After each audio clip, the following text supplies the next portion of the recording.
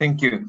Thank you very much. It's quite difficult to speak after the speakers and receiving the news of the targeting of Alahli hospital in Gaza. Reports coming from Gaza directly that the number of victims has exceeded 800, including doctors, nurses, and also civilians who sheltered in the yards of the hospital.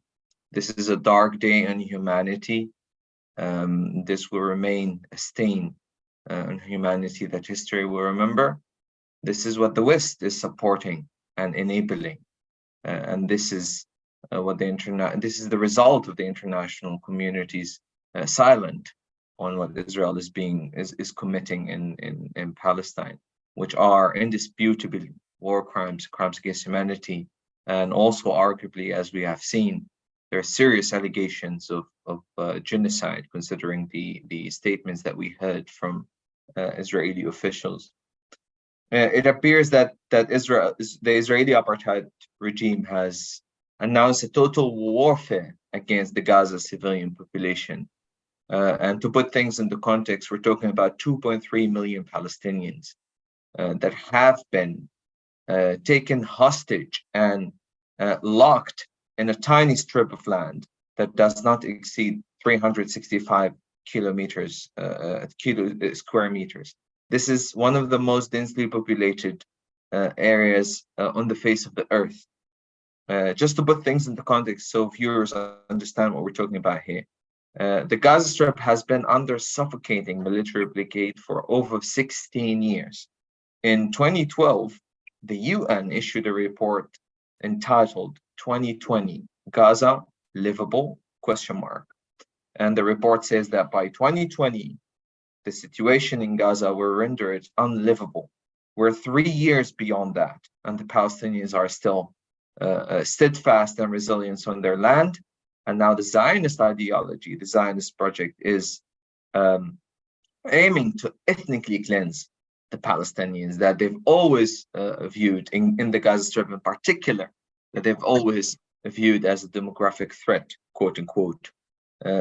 Shameful on international community that the Israeli apartheid officials are openly calling to ethnically cleanse Palestinians and push them to Egypt and to Sinai. Just to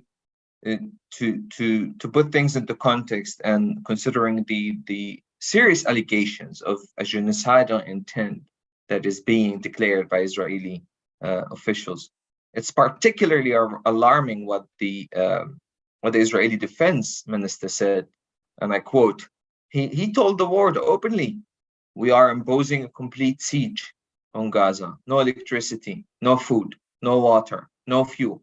Everything is closed." And he also referred to Palestinians as human animals. As Israeli apartheid prime minister bragged about his military force, saying that he would reduce Gaza into rubble. These statements show unequivocally the intention to target civilians. One doesn't need a lot of information. Just look at the death toll and the segments of society that are being targeted in Palestine. The vast majority of people who have been killed by Israel and injured in Gaza Strip are civilians. Most of them are children and women. Is this the Israeli targets? I think it is indeed, because Israel is targeting the very existence of the Palestinian people.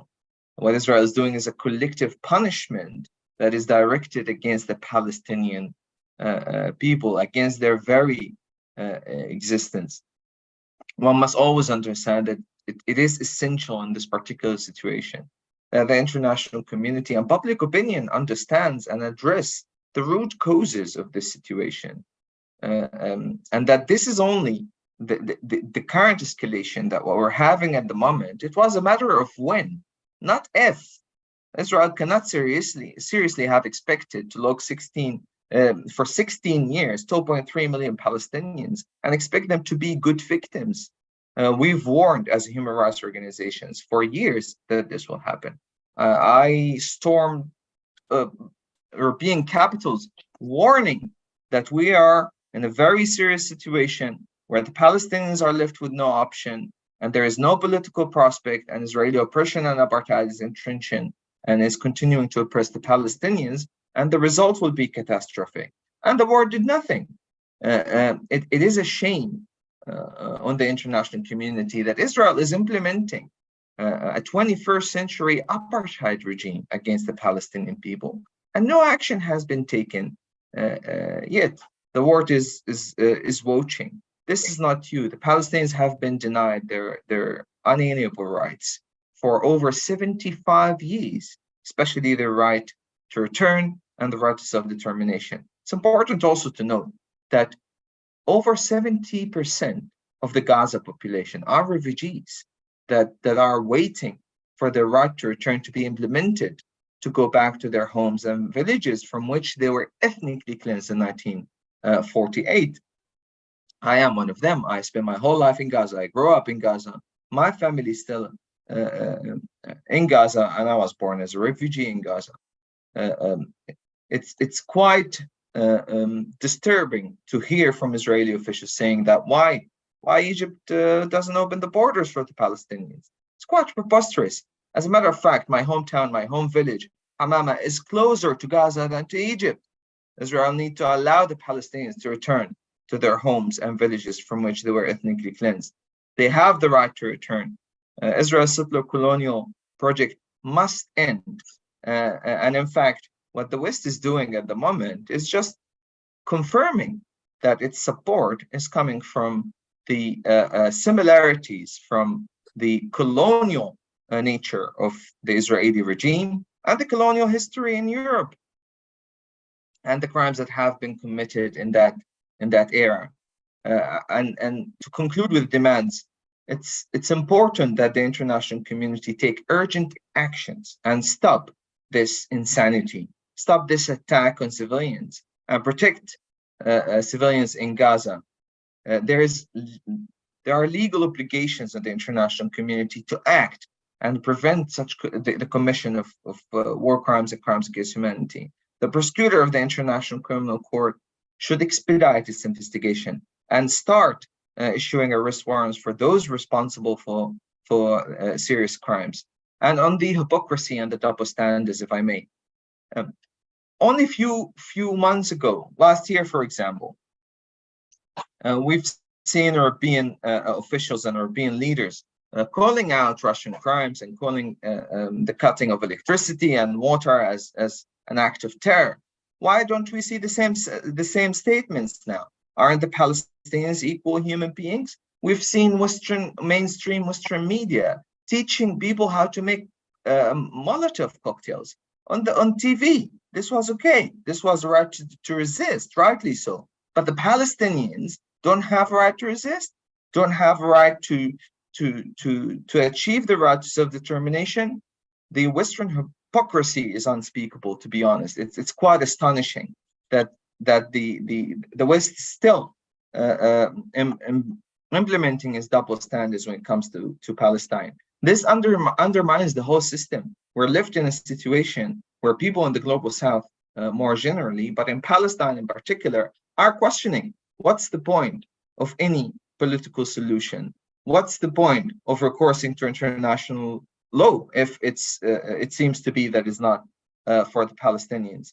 This leaves the public with a very awkward situation where they have to wonder, is it that the Palestinians don't have the right skin tone to deserve these rights? Is it that the Palestinians are not white enough for the West to treat them as equal human beings? We should call the hypocrisy for what it is. It's a shame on this international community. It's a shame on the West that this is happening in the 21st century. We're seeing an apartheid regime, a settler colonial regime, and the longest occupation in modern history committing these heinous crimes with no word of condemnation, no call for ceasefire, no even attempt to hold Israel accountable or even calling for accountability. And I will end with that. I think the missing piece in this situation is accountability. The reason that Israel continues to commit its crimes is because the world has provided Israel with impunity absolute impunity for its crimes, and therefore Israel does not feel there is a reason for it to stop its crimes against the Palestinian people. Thank you.